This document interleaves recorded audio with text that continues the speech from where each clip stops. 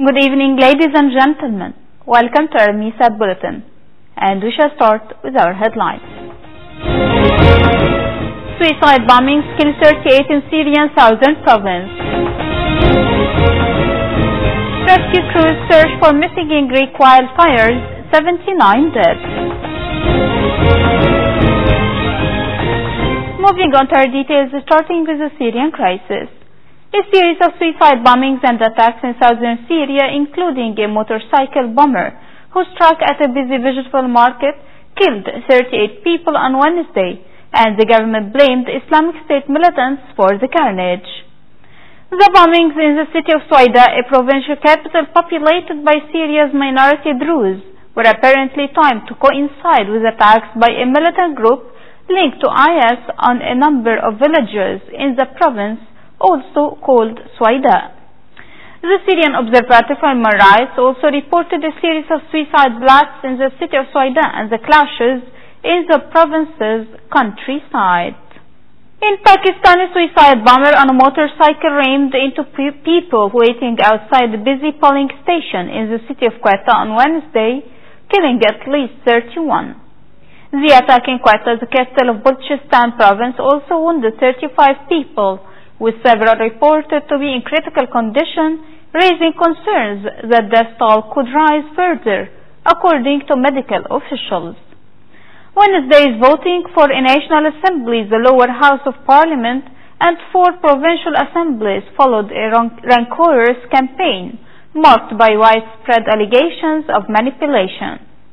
Also on Wednesday, shooting and clashes between rival political parties killed 2 and wounded more than 15 elsewhere in the country. Meanwhile, in Africa, Indian Prime Minister Narendra Modi pledged on Wednesday to intensify and deepen his country's engagement with Africa, saying his government will do more to support governments across the continent. In remarks to Uganda's legislator, Modi said that Africa will be at the top of our priorities, adding that India intends to open 18 embassies in Africa.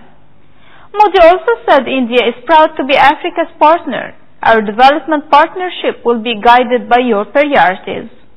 Noteworthy is that the Indian Prime Minister on Tuesday announced his government would lend Uganda up to $205 million to expand its electricity grid and boost commercial farming. On to the other side of the world, rescue crews were searching on Wednesday through shared homes and cars for those still missing after the deadliest wildfires to hit Greece in seaside areas near Athens, killing at least 79 people and sending thousands fleeing. More than 285 firefighters were still in the area to the northeast of Athens in the wider Rafina area, dousing the remaining flames to prevent flare-ups. A further 200 firefighters, backed up by a water-dropping helicopter, were tackling the second forest fire west of the capital near Agioi Theodori. Meanwhile, flags across Greece flew at half-staff after the Prime Minister declared 3 days of national mourning. In Bucharest, Romanian authorities say 2 people have drowned after heavy rain in the country's northeast, with thousands of emergency workers mobilized to help flood rescue efforts. The Inspectorate for Emergency Situations in the county of Suceava said a 69-year-old woman fell into a river on Wednesday when a bridge she was crossing collapsed and was swept away by the fast-flowing river. Earlier, authorities said a cow herd drowned on Tuesday after he tried to rescue a cow that had got stuck in a flooded river near the city of Piatra Neamț.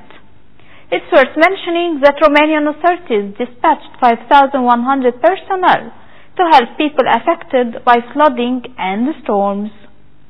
On another side, rescuers were searching on Wednesday for villagers left missing when part of a newly built dam broke in southeastern Laos, flooding the surrounding countryside and killing at least 19 people. More than 6,000 people lost their homes when the dam gave way on Monday, flooding surrounding villages. Moreover, the state-run Vientiane Times said that 49 people were believed missing as of Wednesday.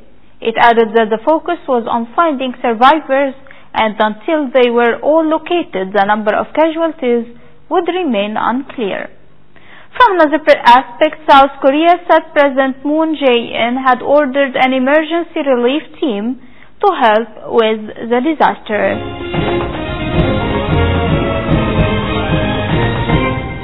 And finally, economic news. Global stock markets turned lower on Wednesday as investors monitored developments in global trade tensions as well as mixed corporate earnings reports. London's FTSE 100 lost 0.8% to 7,645, while France CAC 40 shed almost 0.1% to 5,432. Germany's DAX lost 0.6% to 12,608.